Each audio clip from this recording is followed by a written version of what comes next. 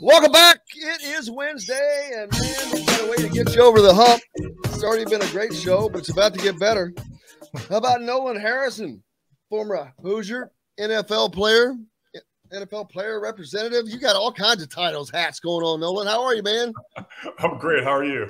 Oh, great, wonderful. Cannot thank you enough for taking time to join us through to Derrick. Derrick, thank you, man. But great. Loved what he is able to get some of his old teammates and some of my old roommates, actually. You played with Jim Sams, Vince Fisher back in that era. What a great run of guys you guys had back then. It was fun. It really was. I mean, it's I think at that point, and maybe even since, because I know there's been some good teams since, but I got to say our run, we have to have been the pinnacle of Indiana football. And the fun part is that we were competing with the national champion Indiana men's basketball team. They were in their heyday as well. That's right. We were trying to cut our own, identity, at school and in the Big Ten, and it was just a fun time to be there. It really was. Yeah, and it was, and not only that, actually, men's soccer was winning a national championship during that time. Yep. So it was a golden age. Six bowl games in 8 years was that run, Mallory. And unfortunately for me, I was in school during that time, during part of that time. And I remember going to some of those bowls. I was working in the media and going down to Atlanta, Tennessee. I remember Auburn. I'm trying to remember some of these games, but yeah, and getting to play. And because people had not seen up until that point, you'd had to be an older person with a memory to have seen Indiana playing in those bowl games against those kind of teams. Mm-hmm. Yeah, you had to go all the way back to Jim Pont in '67. So yeah, and that was the fun part about it too. We were hyper aware, even in the era of not this, right? Social media, doing all the instant now. You can look up anything immediately. We were still going to the library to get a computer. We were still looking up things on microfiche. So you really had to be a historian to remember. He said microfiche better than us. So. He said microfiche, and if there's any students, they said, "What's that? What kind of fish? What kind of fish is that?" Or the Dewey Decimal System. They think it's a new app. Amazing. Now you're involved. All right. So now we've got the football team that has. You've got Tom Allen's come in, and last year really was able to raise the heights and expectations. And of course, this year has just sucked. Let's be honest, but it's not. They still have talent. This is a team that can come back next year, that can be better or can finish the season better. It's not like they don't have the talent and all that. So I expect them to be back. It's a different era in IU football. It's a different time in Big Ten football.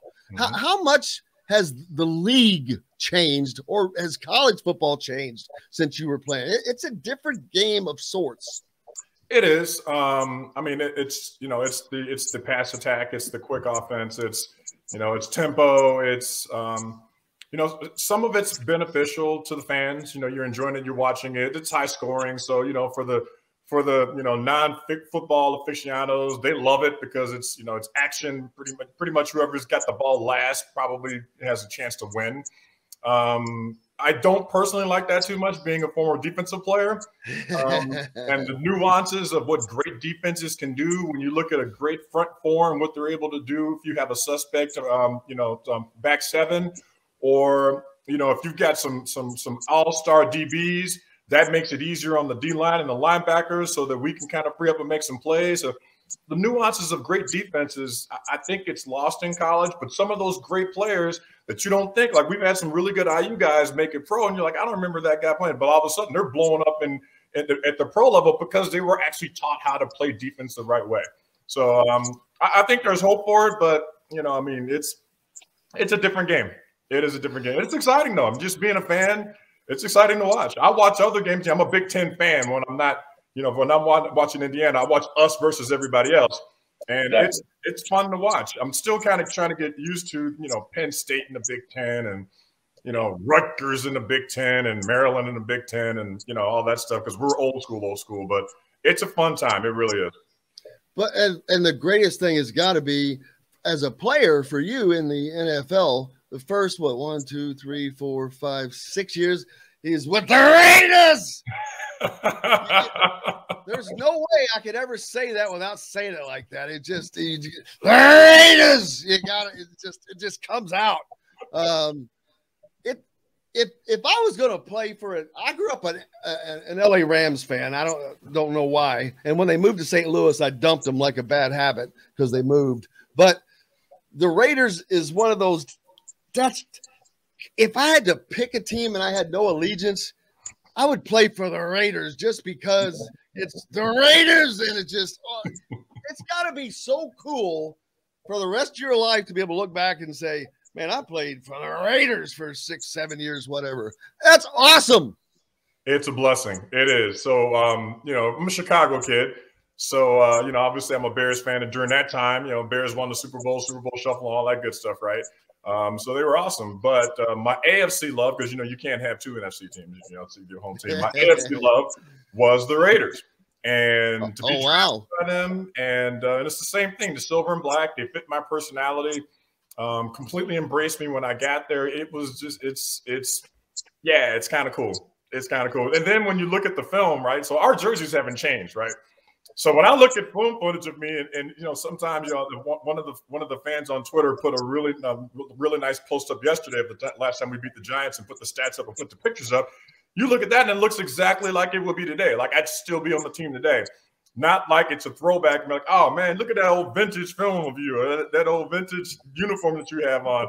So it's kind of cool too. I kind of living more in the moment, even though that was 20 plus years ago. But there's nothing like the silver and black. Steelers the same way, same uniforms, great organizations. I was going to say that next. Yeah, lots of. I'm not a Raiders. I'm not even a Raiders fan, but there's nothing like the silver and black. It's just like, to me, those are the best colors in all of sport. That is the most representative. There is not a team in sports, and I mean sports, to me, that is more represented by their color and their jerseys than and I'm going to call them the Oakland Raiders. They're always going to be the Oakland Raiders to me. But the Raiders, it's just them, Derrick. It's just, I mean, you could throw up any jersey, and I'm like, the Raiders, you know it. when you consider, first of all, like Nolan said, it fit his personality. Because I'm gonna tell you, go back to Big Ten football. Back then it was called Smash Mouth football. You got somebody like Nolan Harrison on the D line. You're not running on us, brother. You're not running on us. So you're gonna have to do something else. Then this kid, like I said, at the time he was a kid. I don't know where they get this guy from, because like I was telling you guys, in Florida, they don't grow them like that. So I'm sitting here when we come in, this guy, I'm looking up at this guy like, what am I supposed to do with this? You know what I'm saying? Luckily he was on the defensive side of the football. But see, now, like Nolan said, the game has evolved so much. I mean, you got RPO, your guys are throwing the football. I mean, if you take what they like, Kenneth Walker III, he's a good back. With somebody like Nolan, you're not running A gaps. A gap, you can forget running the ball in the A gap. Not happening. And with the Raiders, man, Nolan, let me ask you a question. Were you out there when Mario Henderson was out there with the Raiders? No, I think he was after me. Okay, yeah, because I coached with Mario here in Fort Myers. Him and I, we coached high school football, and unfortunately, he just passed away last year, as a matter of fact. But he was big number 75 for the Raiders. Yeah, no, he was after me. There was, if there was a 75 during the rest of, so Howie, I played with Howie, and obviously Howie had 75. Oh, okay.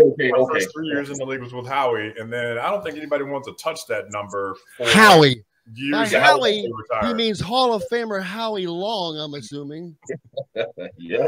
Hey, listen, that's what I'm saying. Another thing about the silver and black, I played with so many future Hall of Famers. I could not have picked a better team to learn how to be a pro. So many old vets, Ronnie Lott was my teammate. Eric Dickerson was my teammate. Howie Long was my teammate. Greg Townsend should be in the Hall of Fame. He was my teammate. Marcus Allen was my teammate. Roger Craig was my teammate. I mean, it was just the list goes on and on. And those guys, Tim Brown was my teammate. All those guys, and they just wrapped their arms around us. There was a time where vets that weren't threatened by youngins. You know, we were coming in hungry, beating people up, and trying to earn our stripes. And they just wrapped their arms around us, and it was a great environment, and we won. I mean, my first 2 years we went to the playoffs. There are teams I learned later on, talking to other old vets, that there are players who played 10 years and never made it to the playoffs. There are players that played 10 years on teams and never played on Monday Night Football. That was a given, playing for the Raiders every single year. So it was a great time to be part of those guys. And then seeing all those guys in the Hall of Fame now, and now I get to be responsible for helping them out and making sure that life after football is great for them. It's just fun. It's fun. And not only that, I look through the you mentioned some of these names, but it's the offensive coordinators, the defensive coordinators, some of the players, man, Art Shell, I'm just looking through this stuff and going, oh man, it's like a walk through history of the NFL, of the great history. And it's so cool to see that, because besides the Raiders, then you go on to the Steelers. Maybe are they behind the Patriots now? I guess maybe the winningest.